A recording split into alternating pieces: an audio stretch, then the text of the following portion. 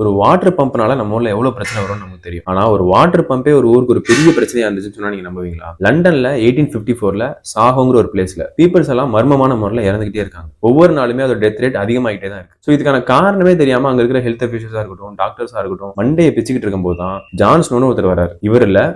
இவர் John snow ஒரு British doctor. John snow அந்த ஏரியாவுக்கு வந்து அந்த ஏரியாவில் இருக்கக்கூடிய ப்ளூ பிரிண்ட் எடுத்து பீப்புள்ஸ்லாம் எந்தெந்த இடத்துலலாம் அதிகமாக இறந்து போயிருக்காங்களோ அந்த இடத்தெல்லாம் ஸ்பாட் பண்ணி பார்க்குறாரு. அப்படி ஸ்பாட் பண்ணி பார்க்கும்போது அவர் கிடைச்சது ஒரு பெரிய ஷாக்கிங் ரிசல்ட்ஸ். ஏன்னா அவங்க எல்லாத்துக்குமே காமனா இருந்தது அந்த வாட்டர் பம்ப் தான். யாரெல்லாம் அந்த வாட்டர் பம்ப்ல தண்ணி எடுத்துட்டு போயிருக்காங்களோ அவங்க எல்லாத்துக்கும் ஒரு ஹெல்த் இஷ்யூஸ் வந்திருக்கு. நிறைய பேர் இறந்தும் போயிருக்காங்க. இந்த வாட்டர் பம்ப்ல தான் ஏதோ ஒன்று டிரான்ஸ்மிட் ஆகுது அப்படிங்கிறத கண்டுபிடிச்ச அவரு அதை ரிமூவ் பண்ண ட்ரை பண்றாரு. ஹெல்த் அஃபிஷியல்ஸ்டையும் கவர்மெண்ட் அஃபிஷியல்ஸ்டையும் பேசி அந்த வாட்டர் பம்பை ரிமூவ் பண்ண ட்ரை பண்றாரு. அந்த வாட்டர் பம்ப் ரிமூவ் ஆனதுக்கு அப்புறமா தான் அந்த ஊர்ல இருக்கக்கூடிய பீப்புள்ஸ் ஹெல்த் இஷ்யூஸ் கொஞ்சம் கொஞ்சமா கம்மியாகுது. டெத் ரேட்டும் கொஞ்சம் கொஞ்சமா கம்மியாகுது. இப்போ நான் எந்த டிசீஸ் பத்தி பேசிட்டு இருக்கேன் அப்படின்னா